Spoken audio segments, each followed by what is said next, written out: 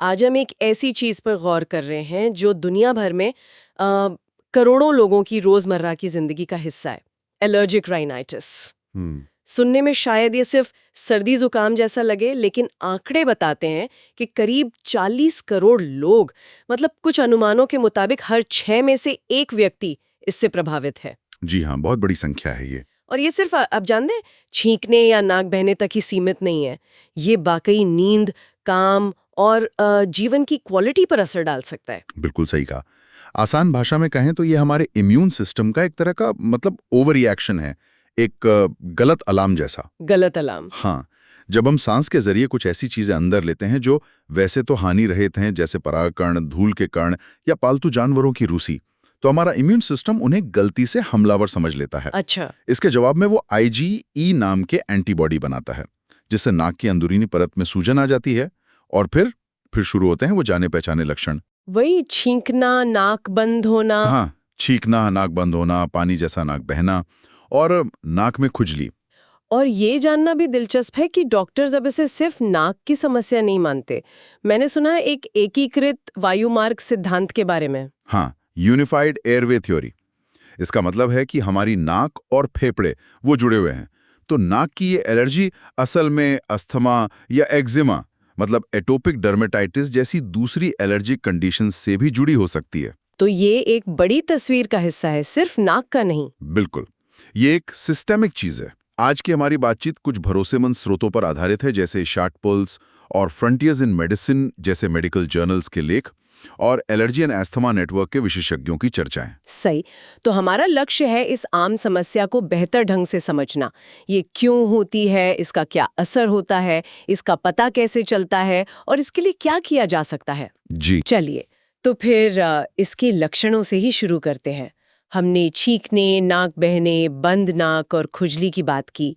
क्या ये हमेशा एक जैसे रहते हैं या बदलते हैं? नहीं, ये अलग अलग हो सकते हैं। कुछ लोगों को ये लक्षण साल के किसी खास समय में होते हैं, जैसे बसंत में जब हवा में परागकण ज्यादा होते हैं। इसे मौसमी एलर्जिक राइनाइटिस कहते हैं। अच्छा, सीजनल। हाँ, सीजनल। दूसरों को ये परेशानी साल भर रहती है, शायद धूल के कण या घर के अंदर मौजूद किसी और एलर्जन की वजह से। इसे बारहमासी या पेरेनियल कहते हैं। और कुछ लोग? और हाँ, काफी लोग ऐसे भी हैं जिनमें दोनों तरह के लक्षण दिखते हैं। आंकड़ों पर नजर डालें तो लगभग 20% मामले पूरी तरह मौसमी हैं, 40% बारहमासी और बाकी 40% मिक्स्ड है। अच्छा खासा मिक्स है। और आपने बताया कि ये इम्यून सिस्टम के गलत अलार्म की वजह से होता है। थोड़ा और बता सकते हैं कि शरीर के अंदर असल में क्या चल रहा होता है? जरूर। जब एलर्जन नाक में जाता है तो वो IgE एंटीबॉडी मास सेल्स नाम की कोशिकाओं को सिग्नल भेजते हैं। इसके बाद 2 चरणों में रिएक्शन होता है। 2 चरण? हाँ, पहला है तुरंत प्रतिक्रिया या अर्ली फेज। एलर्जन के संपर्क में आने के 5-15 मिनट के अंदर ही मास सेल्स हिस्टामाइन जैसे केमिकल छोड़ती हैं। हिस्टामाइन। तो यही है वो चीज जिसके लिए एंटी हिस्टामाइन दवाएं लेते हैं? बिल्कुल, यही केमिकल हैं जो तुरंत छींके और नाक बहना शुरू करवा देते हैं। लेकिन कहानी यही खत्म नहीं होती। अच्छा। 4 से 6 घंटे बाद एक देर की प्रतिक्रिया यानी लेट फेज शुरू होती है। इसमें साइटोकाइंस जैसे और केमिकल्स निकलते हैं और इओसिनोफिल जैसी सूजन पैदा करने वाली कोशिकाएं नाक की परत में जमा हो जाती हैं। ओहो। इससे नाक में ज्यादा सूजन आती है और वो बंद हो जाती है। यही वजह है कि कई बार एलर्जी का असर घंटों तक महसूस होता रहता है। और कभी-कभी नॉन आईजी रिएक्शन भी होता है, जहां नाक सामान्य उत्तेजनाओं जैसे ठंडी हवा या तेज गंध के प्रति भी ज्यादा संवेदनशील हो जाती है। समझ गई। और सिर्फ नाक ही नहीं लगता, इसका असर और भी जगहों पर दिखता है, जैसे आंखों में पानी आना या खुजली होना। हाँ, कंजंक्टिवाइटिस, वो बहुत आम है। और खांसी। हाँ, कान में भारीपन। हाँ, खांसी हो सकती है पोस्ट नेजल ड्रिप की वजह से, मतलब गले में बलगम गिरने से, या फिर साथ में अस्थमा होने की वजह से। कान की समस्याएं यूस्टेशन ट्यूब में सूजन के कारण हो सकती हैं। और वो आंखों के नीचे काले घेरे जिन्हें एलर्जिक शाइनर्स कहते हैं, या बच्चों की नाक पर एक लाइन सी बन जाती है। हाँ, वो भी। एलर्जिक शाइनर्स असल में बंद नाक की वजह से खून के हल्के जमाव के कारण दिखते हैं। और नाक पर वो लाइन, जिसे ट्रांसवर्स नेजल क्रीज कहते हैं, वो बार बार नाक ऊपर की तरफ रगड़ने से बनती है। बच्चे करते हैं ना ऐसे, हाथ से ऊपर रगड़ते हैं। हाँ हाँ, उसे एलर्जिक सैल्यूट कहते हैं शायद। बिल्कुल, एलर्जिक सैल्यूट। ये सब छोटे छोटे संकेत हैं जो डॉक्टर को निदान में मदद करते हैं। हमने सुना ये बहुत आम है, हर 6 में से 1 को। हाँ, काफी आम है। ये अक्सर किशोरावस्था और 20s-30s की उम्र में ज्यादा परेशान करती है। हालांकि 80% लोगों में लक्षण 20 साल की उम्र से पहले ही शुरू हो जाते हैं। और बच्चों में? बच्चों में भी ये काफी देखी जाती है। एक स्टडी में 13-14 साल के करीब 15% और 6-7 साल के लगभग 8.5% बच्चों में लक्षण मिले। और एक दिलचस्प बात, बचपन में लड़कों को ये ज्यादा होती है, लेकिन टीनेज आते आते लड़कियों में ज्यादा कॉमन हो जाती है। अच्छा, ऐसा क्यों? इसके पीछे के कारण पूरी तरह साफ नहीं है, शायद हार्मोनल बदलावों का कुछ रोल हो। और इसके पीछे क्या कारण है? क्या ये सिर्फ जेनेटिक है, मतलब परिवार से मिलती है? जेनेटिक्स एक बड़ा फैक्टर है, बिल्कुल। अगर परिवार में किसी को एलर्जी, अस्थमा या एक्जिमा है, जिसे हम एटोपी कहते हैं, तो खतरा बढ़ जाता है। लेकिन सिर्फ यही तो नहीं होगा। 2.5 ये सब पराग से होने वाली एलर्जी को बढ़ा सकते हैं। और धूम्रपान का क्या? धूम्रपान का सीधा संबंध शायद गंभीरता से ना हो, लेकिन मां के धूम्रपान से बच्चे में खतरा बढ़ता है। और आजकल के जो नए तंबाकू उत्पाद हैं, जैसे वेपिंग वगैरह, वो किशोरों के लिए जोखिम बढ़ा रहे हैं। कुछ और जोखिम कारक भी हैं, जैसे पुरुष होना और बचपन में ही किसी खास एलर्जन के प्रति IgE एंटीबॉडी का पाया जाना। लेकिन क्या इससे बचने का भी कोई तरीका है? मैंने कुछ दिलचस्प चीजों के बारे में पढ़ा था, जैसे फार्म इफेक्ट। वो क्या है? हाँ, ये वाकई दिलचस्प है। कई स्टडीज बताती हैं कि जो बच्चे अपना पहला साल किसी फार्म यानी खेत पर बिताते हैं, उनमें एलर्जिक राइनाइटिस होने का खतरा काफी कम हो जाता है, करीब 40% तक कम। 40%? हाँ, ऐसा शायद इसलिए होता है क्योंकि उन्हें बचपन में ही तरह तरह के माइक्रोब्स यानी जीवाणुओं का सामना करना पड़ता है। इससे उनका इम्यून सिस्टम एक तरह से बेहतर तरीके से ट्रेन हो जाता है और वो हानि रहित चीजों पर ओवर रिएक्ट नहीं करता। मतलब थोड़ी गंदगी अच्छी है, हाइजीन हाँ, हाइपोथेसिस। कुछ वैसा ही। स्तनपान की भूमिका पर थोड़ी बहस है, लेकिन इसके अनेक फायदे हैं, तो इसकी सलाह जरूर दी जाती है।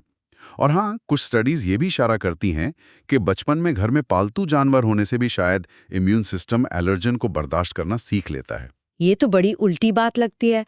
आमतौर पर लोग सोचते हैं पालतू जानवर एलर्जी बढ़ाते हैं। हाँ, ये थोड़ा जटिल है। शायद शुरुआती एक्सपोजर फायदेमंद हो सकता है। खैर, तो अगर किसी को लगता है कि उसे एलर्जिक राइनाइटिस है, तो डॉक्टर इसका पता कैसे लगाते हैं? क्या कोई खास टेस्ट होता है? ज्यादातर मामलों में डॉक्टर लक्षणों के बारे में विस्तार से पूछकर और शारीरिक जांच करके ही इसका अंदाजा लगा लेते हैं। अच्छा, मतलब हिस्ट्री और फिजिकल एग्जाम। हाँ, वही चीजें जो हमने पहले बात की। एलर्जिक शाइनर्स, नाक की क्रीज, नाक के अंदर देखने पर टर्बिनेट्स का सूझा हुआ या नीला दिखना, गले में दानेदार बनावट या कॉबलस्टोनिंग, ये सब संकेत देते हैं। लेकिन पक्का करने के लिए, अगर कंफर्म करना हो, पुष्टि के लिए टेस्ट किए जा सकते हैं। सबसे आम और पहला टेस्ट है skin prick test, SPT। Skin prick test, वो कैसे होता है? ये तेज, सस्ता और काफी भरोसेमंद है। इसमें त्वचा पर, अक्सर बांह पर, एलर्जिन की एक छोटी बूंद डालकर एक बहुत हल्की सी चुभन या प्रिक की जाती है। दर्द होता है? नहीं, बस हल्की सी चुभन। अगर 15-20 मिनट में वहां मच्छर के काटने जैसा लाल उभार, जिसे व्हील कहते हैं, बन जाता है, तो ये उस एलर्जन के प्रति पॉजिटिव माना जाता है। अच्छा, और अगर ये टेस्ट ना कर सके तो दूसरा विकल्प है खून की जांच। इसमें खून में एलर्जिन के लिए खास IG एंटीबॉडी का लेवल देखा जाता है। इसे सीरम स्पेसिफिक IG या SSIG कहते हैं। ये तब करते हैं जब स्किन टेस्ट नहीं किया जा सकता, जैसे किसी को त्वचा की कोई गंभीर समस्या हो या वो कुछ ऐसी दवाएं ले रहा हो जो टेस्ट के नतीजों पर असर डालें। ठीक है। आजकल खून की एक सूखी बूंद, ड्राइड ब्लड स्पॉट DBS, से भी IgE टेस्ट करने के नए तरीके आ रहे हैं। लेकिन ये याद रखना जरूरी है कि सामान्य मामलों में एक्सरे या CT स्कैन जैसे इमेजिंग टेस्ट की जरूरत नहीं होती। और क्या ऐसा हो सकता है कि टेस्ट नेगेटिव आए लेकिन फिर भी एलर्जी हो? मैंने कुछ सुना था लोकल एलर्जी के बारे में। हाँ, बिल्कुल। एक स्थिति होती है जिसे लोकल एलर्जिक राइनाइटिस, LAR कहते हैं। इसमें स्किन और ब्लड टेस्ट नेगेटिव होते हैं, लेकिन अगर नाक में सीधे एलर्जन डाला जाए, ये एक खास टेस्ट है, नेजल प्रोवोकेशन टेस्ट, जो विशेषज्ञ सेंटर्स में होता है, तो लक्षण दिखने लगते हैं। मतलब एलर्जी सिर्फ नाक के अंदर ही है? हाँ, ऐसा माना जाता है कि रिएक्शन सिर्फ नाक के टिश्यू तक ही सीमित है। समझ गए। तो एक बार निदान हो गया, फिर बात आती है इसे मैनेज करने की। जी, सबसे पहली सलाह तो यही होगी कि जिन चीजों से एलर्जी है उनसे बचें। बिल्कुल। बचाव पहला कदम है। Allergen avoidance. जैसे? अगर धूल के कण यानी डस्ट माइट से एलर्जी है तो गद्दों और तकियों पर एलर्जन प्रूफ कवर लगाना, चादरों को हफ्ते में एक बार गर्म पानी कम से कम 55-60 डिग्री सेल्सियस में धोना और हेपा फिल्टर वाले वैक्यूम क्लीनर का इस्तेमाल करना मददगार हो सकता है। और पालतू जानवर? पालतू जानवरों से एलर्जी है तो उन्हें बेडरूम से बाहर रखना बहुत जरूरी है। और ये जानना भी जरूरी है कि बिल्ली के एलर्जन वो डैंडर, उसको घर से पूरी तरह हटने में कई हफ्ते लग सकते हैं, भले ही बिल्ली घर में ना हो। ओहो, इतना समय? हाँ, पराग के मौसम में खिड़कियां बंद रखना, एयर कंडीशनर या फिल्टर इस्तेमाल करना, बाहर से आकर नहाना और कपड़े बदलना भी कुछ हद तक मदद कर सकता है। लेकिन सच कहूं तो पूरी तरह बचाव हमेशा मुमकिन नहीं होता है ना, खासकर पराग या धूल कणों से। हाँ, ये एक बड़ी चुनौती है। हवा में उड़ते पराग से कैसे बच सकते हैं? तो फिर दवाओं की जरूरत पड़ती है। कौन सी दवाएं सबसे आम है? देखिए, सबसे जरूरी और असरदार इलाज है नाक में डालने वाले कॉर्टिकोस्टेरॉइड स्प्रे, इंट्रानेजल कॉर्टिकोस्टेरॉइड्स या INS। स्टेरॉइड स्प्रे, ये सेफ होते हैं रोज इस्तेमाल करने के लिए? हाँ, नाक वाले स्टेरॉइड स्प्रे आमतौर पर लंबे समय तक इस्तेमाल के लिए सुरक्षित माने जाते हैं, क्योंकि दवा मुख्यतः नाक में ही रहती है और खून में बहुत कम मात्रा में जाती है। ये सीधे नाक की सूजन पर काम करते हैं और लक्षणों, खासकर बंद नाक को कंट्रोल करने में खाने वाली एंटीहिस्टामाइन गोलियों से ज्यादा प्रभावी माने जाते हैं। इन्हें इस्तेमाल करने का कोई खास तरीका है? पर धीरे धीरे आता है, मतलब बेस्ट रिजल्ट के लिए कई दिन लग सकते हैं, तो नियमित इस्तेमाल जरूरी है, सिर्फ तब नहीं जब लक्षण बढ़े। रोज लेना पड़ता है मतलब? हाँ, ज्यादातर मामलों में। हालांकि कुछ नए स्प्रे हैं जो दावा करते हैं कि जल्दी असर दिखाते हैं, कुछ घंटों में भी। और एंटीहिस्टामिन, वो तो बहुत कॉमन है, जैसी छींक आई गोली ले ली। हाँ, एंटीहिस्टामिन छींकने, खुजली और नाक बहने में मदद करते हैं।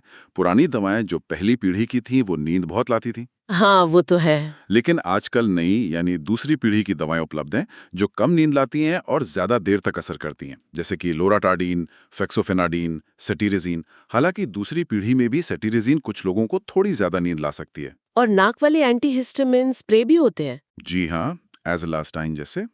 ये गोलियों से ज्यादा तेजी से काम करते हैं, शायद 15-15 मिनट में, और नाक के लक्षणों के लिए ज्यादा असरदार हो सकते हैं। इन्हें अकेले या स्टेरॉइड स्प्रे के साथ मिलाकर भी इस्तेमाल किया जा सकता है। अच्छा, इनके अलावा भी कोई दवाएं हैं? हाँ, कुछ और विकल्प भी हैं। एक है ल्यूकोट्रीन रिसेप्टर एंटागनिस्ट या LTRA, जिसमें मोंटेलुकास्ट सबसे आम है। मोंटेलुकास्ट? ये सूजन के कुछ खास केमिकल्स को ब्लॉक करते हैं। ये आमतौर पर स्टेरॉइड स्प्रे जितने असरदार नहीं होते, पर कई बार अस्थमा के साथ होने वाली एलर्जी में या कॉम्बिनेशन थेरेपी के तौर पर दिए जाते हैं। इनके साथ मूड में बदलाव से जुड़ी एक ब्लैक बॉक्स चेतावनी है जिसका ध्यान रखना होता है। ओह, ये जरूरी बात है। और नाक खोलने के लिए जो स्प्रे आते हैं, डीकंजेस्टेंट? हाँ, डीकंजेस्टेंट। खाने वाली गोलियां भी आती हैं जैसे स्यूडोएफेड्रीन, पर उन्हें लंबे समय तक नहीं लेना चाहिए। और नाक वाले स्प्रे जैसे ज़ाइलोमेटाज़ोलिन या ऑक्सीमेटाज़ोलिन, वो तुरंत राहत देते हैं। लेकिन उन्हें एक हफ्ते से ज्यादा इस्तेमाल करने पर रीबाउंड कंजेशन हो सकता है। मतलब दवा का असर खत्म होते ही नाक पहले से भी ज्यादा बंद होने लगती है। इसे राइनाइटिस मेडिकामेंटोसा कहते हैं। बाप रे, तो उसका इलाज क्या है? उसे बंद करना और फिर स्टीरॉयड नेजल स्प्रे से उसका इलाज किया जा सकता है। अच्छा। और कुछ? हाँ, क्रोमोलिन सोडियम स्प्रे भी एक विकल्प है, खासकर बचाव के लिए। और सैलाइन यानी नमक के पानी से नाक धोना, नेजल रिंस या नेती, ये बलगम साफ करने और नाक खोलने में काफी मदद कर सकता है। कुछ लोग इसे थोड़ा झंझट भरा मानते हैं, पर अगर मरीज इसे ठीक से करे तो ये काफी प्रभावी है। और मैंने इम्यूनोथेरेपी के बारे में भी सुना है, जिसे एलर्जी शॉट्स भी कहते हैं। हाँ। वो क्या इन सबसे अलग है? हाँ, इम्यूनोथेरेपी या AIT ये बहुत अलग है। ये अकेली ऐसी चीज है जो सिर्फ लक्षणों को नहीं दबाती, बल्कि बीमारी के कारण पर असर डालती है। ये एक तरह से इम्यून सिस्टम की रीट्रेनिंग है। रीट्रेनिंग मतलब ये बीमारी को ठीक कर सकती है। ठीक करना शायद सही शब्द ना हो, लेकिन ये बीमारी के कोर्स को बदल सकती है। हम इसे डिजीज मॉडिफाइंग कहते हैं। अच्छा, डिजीज मॉडिफाइंग। इसमें धीरे धीरे एलर्जन की बढ़ती हुई मात्रा शरीर को दी जाती है, ताकि इम्यून सिस्टम उसे दुश्मन समझने के बजाय नजरअंदाज करना या टॉलरेट करना सीख जाए। ये कैसे काम करता है? मतलब अंदर क्या बदलता है? ये इम्यून सिस्टम के रिस्पॉन्स को बदलता है। ये कुछ खास तरह की इम्यून सेल्स Tregs को बढ़ाता है, कुछ शांत करने वाले सिग्नल IL-10 पैदा करता है और IgE की जगह प्रोटेक्टिव एंटीबॉडी IgG4 बनाने लगता है। तो ये लंबे समय तक फायदा करती है? हाँ, इसका असर लंबा रह सकता है। ये लक्षणों में कमी ला सकती है, दवाओं की जरूरत कम कर सकती है और शायद भविष्य में नई एलर्जी या अस्थमा होने से भी बचा सकती है। ये कैसे दी जाती है, इंजेक्शन या कुछ और? दो मुख्य तरीके हैं। एक है इंजेक्शन, जो त्वचा के नीचे दिए जाते हैं, जिसे SCIT कहते हैं। इसमें शुरू में हफ्ते में एक बार क्लिनिक जाना होता है, फिर डोज मेंटेन करने के लिए महीने में एक बार। दूसरा तरीका है गोली या ड्रॉप्स, जो जीभ के नीचे रखे जाते हैं, जिसे SLIT कहते हैं। शॉट्स और ड्रॉप्स, कौन सा बेहतर है? दोनों ही काम करते हैं। SCIT शायद ज्यादातर एलर्जेंस के लिए उपलब्ध है और ज्यादा पुराना तरीका है। SLIT गोलियां कुछ खास एलर्जेंस जैसे घास, रैगवीड, डस्ट माइट के लिए अमेरिका में FDA अप्रूव्ड हैं और घर पर ली जा सकती हैं, जो ज्यादा सुविधाजनक है। SLIT ड्रॉप्स भी इस्तेमाल होती हैं, पर उनकी डोज और प्रभावशीलता उतनी स्टैंडर्डाइज्ड नहीं है। इलाज कितना लंबा चलता है? आमतौर पर 3 से 5 साल, लेकिन इसका असर इलाज बंद करने के बाद भी कई सालों तक रह सकता है। डरम का एक मशहूर अध्ययन है जो दिखाता है कि इलाज बंद करने के कई साल बाद भी असर बना रहा था। लेकिन ये सबके लिए नहीं होगा शायद? कोई रिस्क है? हाँ, ये उन लोगों के लिए ज्यादा उपयुक्त है जिनके लक्षण दवाओं से अच्छी तरह कंट्रोल नहीं हो रहे या जो लंबे समय तक दवाएं नहीं लेना चाहते। इंजेक्शन वाले इलाज SCIT में एनाफिलैक्सिस यानी गंभीर एलर्जिक रिएक्शन का थोड़ा जोखिम होता है, इसीलिए हमेशा डॉक्टर की निगरानी में क्लिनिक में ही दिया जाता है। SLIT में गंभीर रिएक्शन का खतरा बहुत कम होता है। ठीक है, तो ये एक महत्वपूर्ण विकल्प है। ये सब इलाज के बारे में जानना बहुत जरूरी है। पर जरा वापस आते हैं इसके असर पर। आपने शुरू में कहा था कि ये नींद और काम को प्रभावित करता है। क्या इसके बारे में कुछ और जानकारी है? हाँ, इसका असर काफी गहरा हो सकता है। नींद में खलल पड़ना बहुत आम है। एक स्टडी में पाया गया कि एलर्जिक राइनाइटिस वाले 5 में से 1 व्यक्ति को दिन में बहुत ज्यादा नींद आती है। हर 5 में से 1? हाँ, और आधे से ज्यादा लोग खराब नींद की शिकायत करते हैं। और जाहिर है, जब नींद पूरी नहीं होती तो दिन में ध्यान लगाना, काम करना मुश्किल हो जाता है। इसे प्रेजेंटिज्म कहते हैं शायद। बिल्कुल, मतलब आप काम पर तो हैं, फिजिकली प्रेजेंट हैं, लेकिन पूरी क्षमता से काम नहीं कर पा रहे हैं। एक अध्ययन था, मास केयर स्टडी, उसने अनुमान लगाया कि जिन लोगों का AR ठीक से कंट्रोल नहीं होता, उनकी हर हफ्ते की प्रोडक्टिविटी का नुकसान सैकड़ों डॉलर में हो सकता है। बाप रे, ये तो काफी गंभीर आर्थिक असर भी है, व्यक्तिगत और शायद देश के लेवल पर भी। हाँ, बिल्कुल। और क्या इससे कोई और स्वास्थ्य समस्याएं भी हो सकती हैं, कॉम्प्लिकेशंस? हाँ, अगर इसे ठीक से मैनेज ना किया जाए तो जटिलताएं हो सकती हैं, जैसे साइनस में लंबे समय तक सूजन बनी रहना, जिसे क्रोनिक राइनोसाइनसाइटिस कहते हैं, नाक में मांस बढ़ जाना यानी नेजल पॉलिप्स। पॉलिप्स? हाँ, अगर ये एक ही तरफ हो तो डॉक्टर को दिखाना जरूरी है, क्योंकि उसके पीछे कोई और कारण भी हो सकता है। बच्चों में एडिनॉइड्स का बढ़ जाना, कान में बार बार इन्फेक्शन होना, ओटाइटिस मीडिया, या कान में पानी भर जाना, यूस्टेशियन ट्यूब डिस्फंक्शन। और अस्थमा? और जैसा हमने पहले कहा, अस्थमा से इसका गहरा नाता है। एलर्जिक राइनाइटिस अस्थमा होने का एक स्वतंत्र जोखिम कारक है, खासकर अगर ये बचपन में शुरू हुआ हो। जिनका AR कंट्रोल में नहीं रहता, उनके अस्थमा का कंट्रोल भी अक्सर बिगड़ जाता है। कोई और चौंकाने वाली बात या कनेक्शन? एक और दिलचस्प कनेक्शन है केराटोकोनस नाम की आंख की बीमारी से। केराटोकोनस, वो क्या है? इसमें आंख की काली पुतली मतलब कॉर्निया, उसका आकार कोन जैसा होने लगता है, जिससे नजर धुंधली हो जाती है। ऐसा शायद बार बार आंखें मल्ली की वजह से होता है, जो एलर्जी में बहुत आम है। ओह। AR वाले लोगों में इसका खतरा थोड़ा ज्यादा होता है, करीब 1.7 गुना। इसलिए अगर किसी को लगातार आंख मलने की आदत है और नजर में बदलाव लगे तो आंख के डॉक्टर से जरूर मिलना चाहिए। ये तो बहुत जरूरी जानकारी है। और एक चीज है, ओरल एलर्जी सिंड्रोम या पोलन फूड एलर्जी सिंड्रोम। वो क्या होता है? इसमें कुछ खास पराग कणों से एलर्जी वाले लोगों को कुछ कच्चे फल, सब्जियां या मेवे खाने से मुंह में खुजली या हल्की सूजन होती है। जैसे किसी को बर्च पेड़ के पराग से एलर्जी है तो उसे सेब खाने से रिएक्शन हो सकता है, या रैगवेट पराग वाले को केले या खरबूजे से। ऐसा क्यों? ये क्रॉस रिएक्टिविटी की वजह से होता है। मतलब पराग में मौजूद प्रोटीन और फल या सब्जी में मौजूद प्रोटीन इतने मिलते जुलते होते हैं कि इम्यून सिस्टम कंफ्यूज हो जाता है। वाह, कितनी जुड़ी हुई हैं चीजें। ये सब जानने के बाद लगता है कि इसे गंभीरता से लेना बहुत जरूरी है। लेकिन क्या लोग लेते हैं या इसे बस मामूली एलर्जी समझ लेते हैं? यहीं पर एक बड़ी चुनौती है। कई लोग इसे मामूली सर्दी जुकाम समझकर नजरअंदाज कर देते हैं, या फिर डॉक्टर की सलाह के बिना ओवर द काउंटर दवाएं लेते रहते हैं। वो अक्सर इसके प्रभाव को कम आंकते हैं और अधूरे इलाज के साथ जीते रहते हैं, जिससे उनकी क्वालिटी ऑफ लाइफ खराब होती है। और सिर्फ मरीज ही नहीं, आपने कहा था कि डॉक्टर भी कभी-कभी दिशा निर्देशों का पालन नहीं कर पाते। हाँ, ये भी देखा गया है, शायद समय की कमी या किसी और वजह से, लेकिन गाइडलाइंस का पालन हमेशा नहीं हो पाता। कई बार मरीज दवा सिर्फ तब लेते हैं जब लक्षण बहुत बढ़ जाते हैं, जबकि नियमित इस्तेमाल ज्यादा जरूरी होता है, खासकर स्टेरॉइड स्प्रे का। तो क्या किया जा सकता है? कैसे इस गैप को भरा जाए? सबसे जरूरी है मरीज की शिक्षा। उन्हें ये समझाना कि ये सिर्फ थोड़ी सी एलर्जी नहीं है, बल्कि एक क्रॉनिक कंडीशन है जिसका उनकी सेहत और जीवन पर असर पड़ सकता है, और इसका सही इलाज क्यों जरूरी है। और दवा सही तरीके से लेना सिखाना। हाँ, वो बहुत महत्वपूर्ण है। खासकर नेजल स्प्रे इस्तेमाल करने की सही तकनीक सिखाना। अगर स्प्रे गले में जा रहा है या नाक से बाहर बह रहा है तो उसका पूरा फायदा नहीं मिलेगा। और ये सिर्फ एक डॉक्टर का काम नहीं है। Team approach. बिल्कुल, एक टीम अप्रोच चाहिए जिसमें प्राइमरी केयर डॉक्टर, एलर्जी या ईएनटी स्पेशलिस्ट, फार्मासिस्ट, नर्स सब मिलकर काम करें। मरीज को सही जानकारी दें, उनके सवालों का जवाब दें और फॉलो अप करें। और स्पेशलिस्ट के पास कब भेजना चाहिए? अगर शुरुआती इलाज जैसे स्टेरॉइड स्प्रे और एंटीहिस्टामीन से फायदा नहीं हो रहा है, या लक्षण बहुत गंभीर हैं, या नाक में पॉलिप्स दिख रहे हैं, नाक से बार बार खून आ रहा है, या कोई एक तरफा लक्षण है, या किसी और गंभीर समस्या का शक है, तो स्पेशलिस्ट, एलर्जिस्ट या ईएनटी के पास भेजना जरूरी है। इम्यूनोथेरेपी पर विचार करने के लिए भी स्पेशलिस्ट के पास जाना होता है। बिल्कुल सही।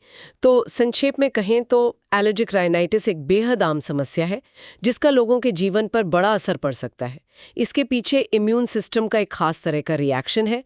अच्छी बात यह है कि इसके लिए कई प्रभावी इलाज मौजूद हैं, बचाव के तरीकों से लेकर नाक के स्टेरॉइड स्प्रे जो पहली पसंद है, एंटीहिस्टामिन और दूसरी दवाएं। जी हाँ। और इम्यूनोथेरेपी एक ऐसा विकल्प है जो सिर्फ लक्षणों को नहीं दबाता बल्कि बीमारी की जड़ पर काम कर सकता है, उसे मॉडिफाई कर सकता है। सही कहा। लेकिन इलाज की सफलता के लिए सही जानकारी, नियमितता, सही तकनीक और डॉक्टर व हेल्थ केयर टीम की सलाह का पालन करना बहुत जरूरी है। बिल्कुल। और जाते जाते एक सोचने वाली बात छोड़ते हैं। हमने देखा कि कैसे शहरीकरण और शायद हमारी बदली हुई जीवन शैली, जिसे कभी-कभी हाइजीन हाइपोथेसिस से जोड़ते हैं, वो एलर्जी को बढ़ा रही है। कुछ रिसर्च ये भी बताती हैं कि एलर्जी में नाक की अंदरूनी सुरक्षा परत, वो एपिथेलियल बैरियर, वो कमजोर पड़ जाती है।